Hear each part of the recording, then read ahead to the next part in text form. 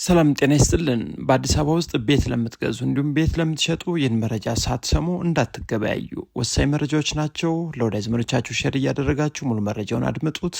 ወደ መረጃው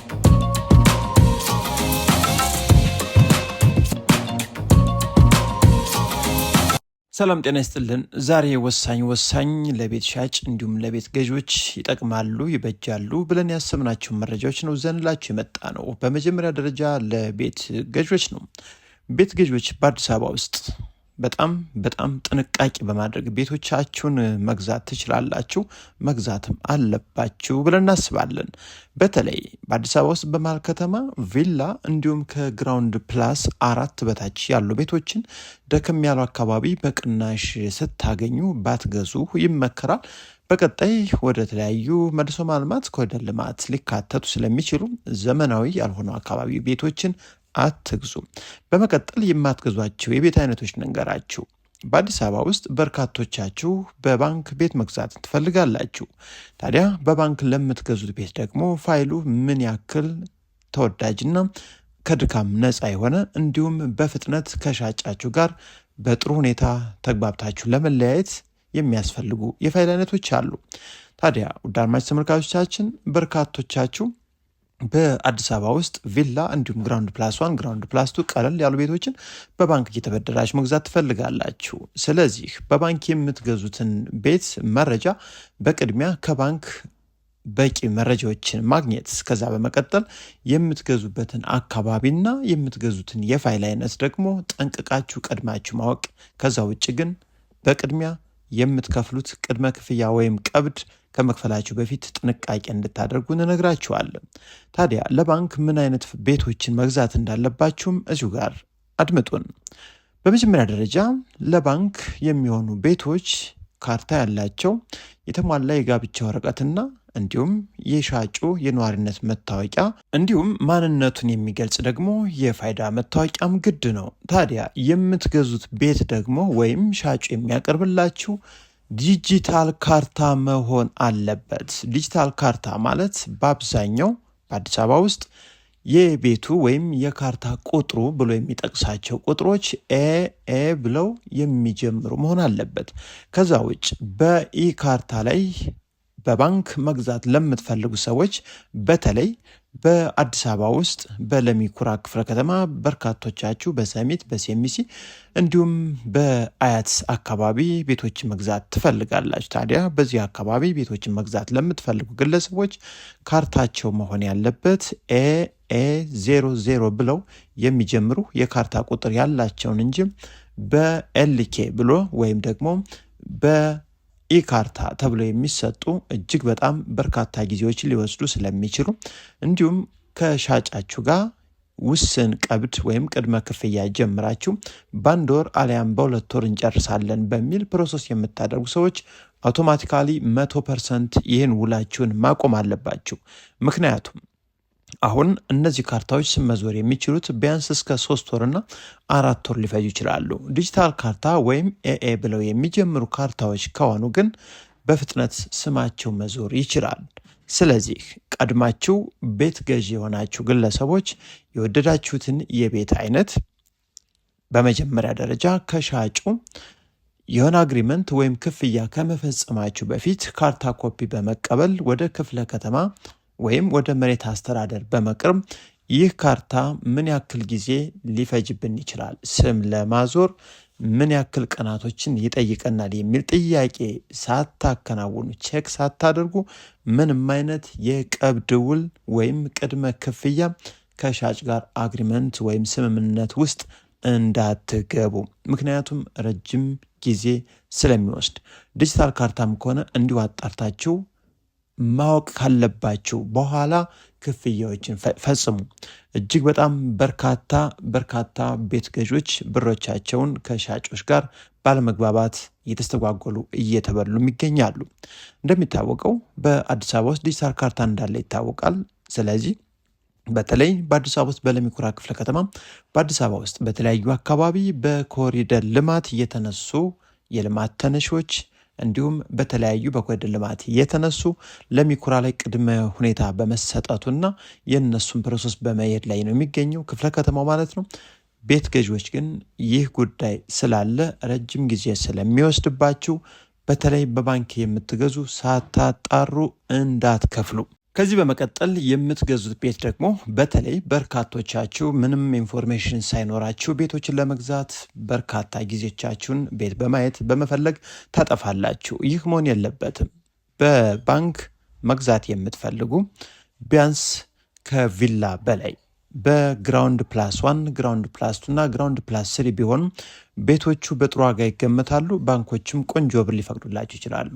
በቪላ ደረጃ ከሆነ ግን ቢያንስ እናንተ ከሻጩ ጋር የተነጋገራችሁበት፣ ለምሳሌ ይህን ቪላ ቤት በ20 ሚሊዮን ብር ከሻጩ ጋር ብትስማሙ ባንኮች ሊገምቱት የሚችሉት ከግማሽ በታች ሊሆን ይችላል። ያ ማለት 10 ሚሊዮን እና ከዛ በታች ሊሆን ይችላል። ስለዚህ እናንተ የምትጨምሩት ወይም እጃችሁ ላይ ለሻጩ የምትጨምሩት ባንክ ከሚገምተው ውጭ ከግማሽ በላይ ሊሆን ይችላል ማለት ነው። በፎቅ ደረጃ ቤቶችን ከገዛችሁ ግራውንዱ እንዲሁም አንደኛ ፎቅ ላይ ያለው ቤቱ ያረፈበት በካሬ መጠን ተባስቶ በአካባቢው የባንኮች ዋጋ ግምት መሰረት ቤቱን ዋጋውን ተነግሯችሁ ልትገዙ ትችላላችሁ። ያ ማለት የተሻለ ግምት ሊኖር ይችላል። ነገር ግን ከቪላው የፎቆች ዋጋ ከፍ ያለ ሊሆን ይችላል። እናንተ ግን በጥሩ ዋጋ በመደራደር በጥሩ ዋጋ የቀረው ቤቶችን ደግሞ መግዛት ትችላላችሁ። ቪላ ቤት በተለይ በምትገዙት ከሻጩ ጋር በምትነጋገሩት ዋጋ ግማሽ ብር ከእጃችሁ ላይ እንደሚያስፈልጋችሁ ማወቅ ይጠበቅባችኋል። እንደ ማጠቃለያ ምናልባት በባንክ የምትገዙ ሰዎች ከባንኮቻችሁ ምን አይነት ቤት እንደምትገዙ፣ የት አካባቢ መግዛት እንዳለባችሁ በቂ መረጃ ይዛችሁና ምን ያክል ብርና በምን መንገድ ሊሰጧችሁ እንደሚችሉ ማወቅ፣ ከዛ መቀጠል ከሻጩ ጋር በመገናኘት ዋጋ መነጋገርና ፋይሎችን በሚገባ ማጣራት፣ ስም ለማዞር ምን ያክል ጊዜ ሊወስድ እንደሚችል ማወቅና ከሻጩ ጋር ደግሞ ቆንጆ ውል ከባንክ ከሚሰጣችሁ 20 ቀን ሊሆን ይችላል 1 ወር ጭማሪ በማድረግ እናንተ በራሳችሁ ምናልባት አንዳንድ ሲስተሞች ወይም ደግሞ አንዳንድ መጉላላት ሊያጋጥም ስለሚችል ከ1 ወር በላይ ውሎችን በማድረግ ተጨማሪ ቀናትን በውላችሁ በማካተት ቆንጆ ውል አድርጋችሁ መገበያየት ትችላላችሁ። ከዛ ውጭ ግን ምናልባት የከፈላችሁት 1 ሚሊዮን ወይም 2 ሚሊዮን እዛም በላይ ሊሆን ይችላል። እሱ እንግዲህ ሊበላ ይችላል ማለት ነው በሻጮቻችሁ። ስለዚህ ሻጩም ውላችሁ ቀናችሁ ካለፈ የመሸጥ እድሉ እጅግ በጣም ሰፊ ነው። እንግዲህ እሱም ሽጦ መውጣት ይችላል ማለት ነው። ሌላኛው መረጃችን ደግሞ በአዲስ አበባ ውስጥ ቤት ለምትሸጡ ባለንብረቶች ነው። ታዲያ ቤት የምትሸጡለት ግለሰብ ማን ነው? እንዲሁ ስትሸጡ ምን ማድረግ እንዳለባችሁ ምን እነግራችኋለን። በመጀመሪያ ደረጃ ፋይሎቻችሁ ምን አይነት ናቸው ለሽያጭ የቀረቡት? እንዲሁም ለሽያጭ የቀረቡት ሰነዶችስ ምንን ማሟላት አለባቸው የሚለውን ነው የምንነግራችሁ። በአዲስ አበባ ውስጥ በርካታ በባንክ ቤት ገዢዎች እንዳሉ ይታወቃል። ስለዚህ በባንክ የምትሸጡ ነዋሪዎች ወይም ደግሞ ባለንብረቶች ካላችሁ ፋይላችሁ መሆን ያለበት ዝግጁ ሆኖ በአጭር ጊዜ ውስጥ ሊያልቅ የሚችል እንደ ዲጂታል ካርታ መሆን አለበት። በተለይ የዛሬው መረጃችን እንግዲህ ኢካርታ ኑሯችሁ በባንክ ለምትሸጡ ባለንብረቶች ሲሆን በኢካርታ በፍጥነት ስም የመዝወር እድሉ እጅግ በጣም ጠባብ ነው። ረጅም ጊዜ ያስፈልጋችኋል። ስለዚህ ገዥ ሆኖ ለመጣው አካል በጋራ ወይም ደግሞ አብራችሁ ወደ መሬት አስተዳደር በመቅረብ ምን ያክል ጊዜ ስም ለማዞር እንደሚወስድ ማጣራትና ቀብድ በማድረግ ብቻ ደግሞ ፋይላችሁን ኮፒ አድርጋችሁ መስጠት ይጠበቅባችኋል። ከዛ ውጭ ለገዥ ነን ብሎ ለመጣ ኮፒ አድርጋችሁ የምትሰጡት የፋይል ነገር እጅግ በጣም ጥንቃቄ ሊያስፈልገው ይገባል ማለት ነው። ምክንያቱም ውል አድርጋችሁ አሊያ ደግሞ የገዣችሁን የመታወቂያ ኮፒ አድራሻውንም ማወቅ እንዳለባችሁ ነው እንግዲህ እዚህ ላይ የምንነግራችሁ። ይህ ማለት በግብይታችሁ መሀል አንዳንድ አለመግባባቶች ቢፈጠሩ ገዣችን ማን ነው ለሚለው ደግሞ ትልቅ እጅግ በጣም ወሳኝ መረጃ መሆን አለበት። እንግዲህ ከዚህ በኋላ የንብረት ማስመለስ የተለያዩ በወንጀል በተለያየ መንገድ የመጡ ንብረቶችን በሚለው ገዥ ብቻ መጠየቅ ሳይሆን ሻጭ ብቻ መጠየቅ ሳይሆን ሁለታችሁም ገዥም ሻጭም መነጋገርና የፋይል ጉዳይ ደግሞ እጅግ በጣም ወሳኝ መሆን አለበት ማለት ነው።